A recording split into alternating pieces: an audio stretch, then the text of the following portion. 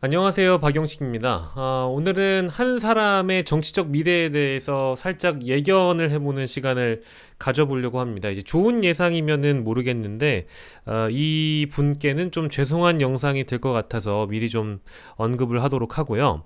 어, 원희룡, 당권 주자죠. 국민의힘의 당대표 후보로 나선 분입니다. 뭐, 이분에 대한 인물평, 그리고 호불호, 이런 거 다 각자 다르실 수 있겠습니다만, 이번에 사실은 시기적으로 이 당대표 선거에 나설 가능성이 점쳐지지 않았던 인물인데도 불구하고 갑작스럽게 용산의 어떤 오더를 받고 출마한 거 아니냐라는 그런 의문 부호들이 있었죠. 그리고 실제로 주변을 좀 취재를 해보더라도 원희룡 후보가 이 당권 도전 의사가 아주 본격적으로 있었던 거는 저도 아닌 걸로 알고 있어요. 그러니까 즉 대통령으로부터 당대표 나가라라는 주문을 받고 원희룡 후보가 등장했다고 해도 뭐 중론 아닐까 싶습니다. 여의도 정가에서는 이미 그 소문이 파다했고, 실제 대통령의 마음속에는 윤심 후보는 원희룡이다 라는 분석이 최근까지도 힘을 얻었습니다. 그런데 지금까지 이 전당대회 국면을 봤을 때 정견 발표라든지 합동 연설회라든지 TV 토론을 통해서 보여준 원희룡 후보의 모습은 상당히 좀 실망스럽다라는 평가가 주를 이루고 있는 것도 사실입니다. 근데 뭐 대부분의 이 언론에 나오시는 평론가 분들은 그렇게 말씀을 많이 하시는 것 같아요. 정견 발표에서부터 또 TV 토론에 나온 어떤 당권 주자로서의 면모조차도 뭐랄까, 원래 소장파였던 이 원희룡이라는 정치인이 이 정도 급은 아니었는데 한동훈 후보에게 너무 많이 밀린다, 혹은 보수의 어떤 품격을 지키는 스피치를 한다든지 그런 태도를 보여주는 건 또 아닌 것 같다. 그래서 좀 전통적인 국민의힘 당원들 사이에서는 뭔가 좀 눈살을 찌푸리게 만드는 장면들을 이번에 많이 보여줬다라는 평가가 많은 것 같아요. 실제로 제 아는 지인분들 중에서도 대구 경북 분들이 덜어 있는데, 그분들조차도 나는 한동훈을 지지하지 않지만 원희룡의 어떤 TV 토론이나 이런 정견 발표, 그리고 한동훈을 공격하는 이런 프레임들이 요즘 말로 좀 짜친다, 이런 표현들을 많이 하시더라고요. 그러니까 그만큼 원희룡이란 정치인에 대한 평가가 좀 냉정하게 이루어지고 있다고 봐도 무방한 것 같은데요. 근데 사실은 원희룡 후보가 이런 평가를 받는 것은 이번이 처음은 아닌 것 같습니다. 사실은 2011년에 지금의 국민의힘의 전 전신인 한나라당의 전당대회가 있었는데, 이때도 이명박 정부 시절이었으니까 그때 원희룡 전 장관이 당내 주류 세력이었던 친이계의 어떤 전폭적인 지지를 받고 있었던 상황이었거든요.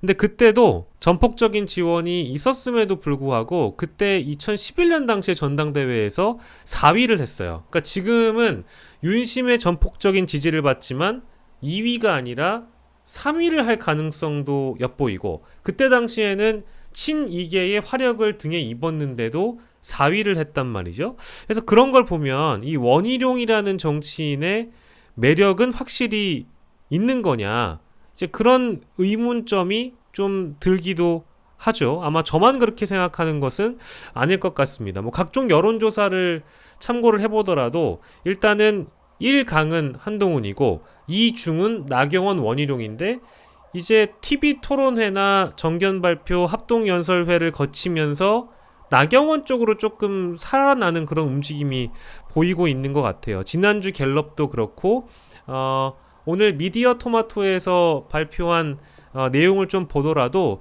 나경원 후보가 좀 많이 좀 따라오는 것 같거든요. 이제 그런 대목을 좀 언급을 보이고요.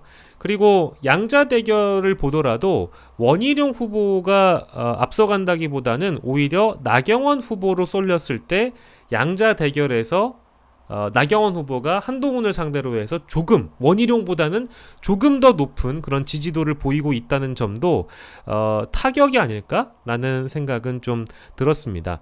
그래서 지금의 전당대회 판세를 봤을 때 원희룡 후보가 마치 2011년에 친이계의 지원을 등에 업고 전당대회에 참여했을 때 그때 4등이라는 초라한 성적표를 받아 들고 나서 이 정치판에서 타격을 얻은 것처럼 이번에는 인천 계양을에 나섰다가 패배를 한 이후에 두 번째 또 선출직 선거에서 패배를 겪게 되는 거잖아요. 그것도 심지어 지금의 현 절대 권력인 대통령 권력을 등에 업고 만약에 2위도 아니고 3위를 한다. 또 2위를 하더라도 한동훈과의 격차, 또 나경원과의 격차가 그 차이가 어느 정도 되느냐에 따라서 저는 원희룡이라는 정치인에 대한 냉정한 평가를 원희룡 자신이 받아들게 되지 않을까 싶습니다.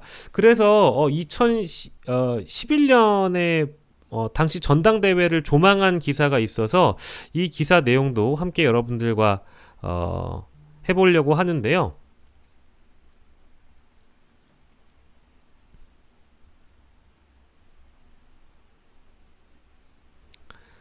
네, 뉴스토마토의 보도를 좀 보시면 제목도 이렇게 달아놨어요. 2011년에 대잡이 아니냐. 근데 이 앞에 나온 내용은 대부분 다 이제 제가 했던 설명과 맥을 같이 하는 것 같고요.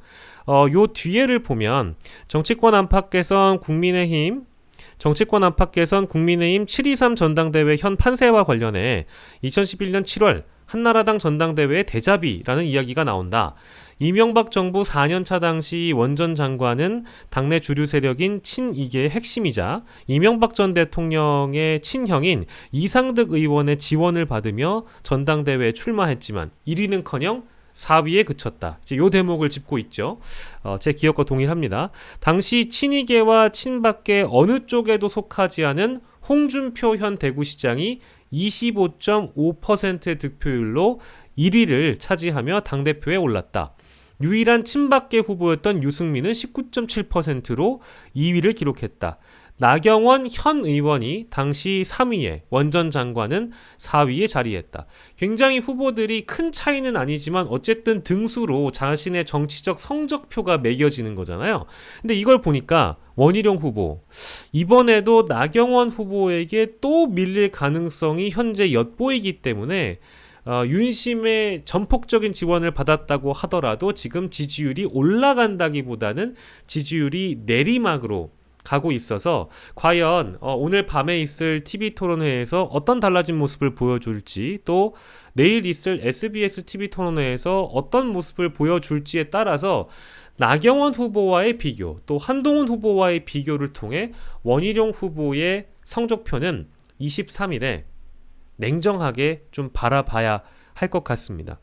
이유는 무엇이었을까요? 저는 앞서 말씀드린 대로 원희룡 후보가 이 보수의 가치, 또 윤심의 가치를 제대로 대변해주는 후보는 아니었다고 봅니다. 비록 거친 민심이 아니라 거친 윤심을 대변해서 한동훈과 싸워야 되는 그런 공격력과 화력을 보여줘야 됐음에도 불구하고 그 방식이나 그 애티튜드가 전통적인 당원들에게 소구하지 못했던 것 같아요. 뭐 그건 아까 제가 말씀드린 대로 좀 동어 반복이긴 한데 유사한 지점입니다. 그리고 그 메시지도 마치 짜 맞춘 듯한, 저쪽에서 텔레그램을 던지니까 이거 봐라 배신자다. 게다가 최근에 등장했던 특검을 가지고 한동훈 후보를 공격하는 것 역시도 조금 불편한 지점들이 엿보입니다. 특검을 주장하는 자가 배신자다. 이제 요런 프레임이 있었거든요. 이제 그 프레임조차도 사실은 한동훈 후보를 타격감 있게 때리기에는 좀 부족했고 시기상 좀 맞지 않은 그런 프레임이었다라는 그런 지적들도 역시 당내에 있더군요.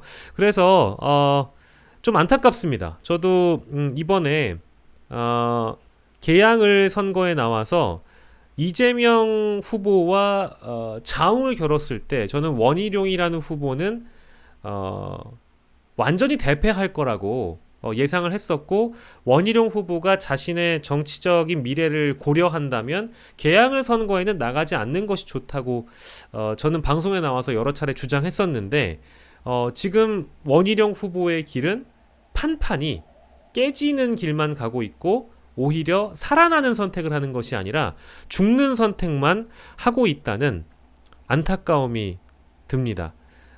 좀 강한 면모를 보여주고자 이번 선거에도 나오셨지만 과연 이 판을 뒤집을 수 있는 반등 모멘텀을 이 짧은 기간 안에 마련할 수 있을까? 이미 앞선 영상에서 나경원 후보와의 단일화도 실패했고, 그렇다면 원희룡 후보의 길은 무엇일까?